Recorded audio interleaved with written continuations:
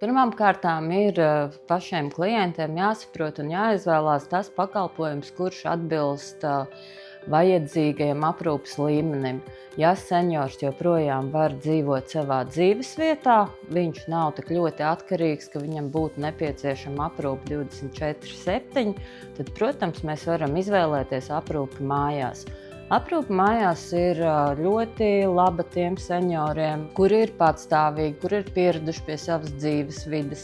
Bieži vien tie ir seniori ar redzes traucējumiem, kuri, teiksim, ir pielāgojuši savu dzīves vidi un viņi to nemaina. Ja? Bet tāpat laikā viņi saņem kvalitatīvu pakalpojumu, aprūpi, kura nāk darbinieks uz mājām un palīdz katram senioram pēc individuāla aprūpes plāna ikdienu atvieglot. Ja, protams, ir seniors, kad viņš vairs nevar uzturēties savā dzīvesvietā, kad būtu jāizvēlas pansionāts. Ja ir nosliece uz kādu nakts klaiņošanu, ja ir nosliece, tā jau būs demences arī viena no pazīmēm, ja, sākt remontēt televizorus, gāzi, elektrību, ja, tad saproti, ka tu esi darbā, bet tev iekšā vienmēr ir trauksme vai ar mammu un tēti būs viss kārtībā.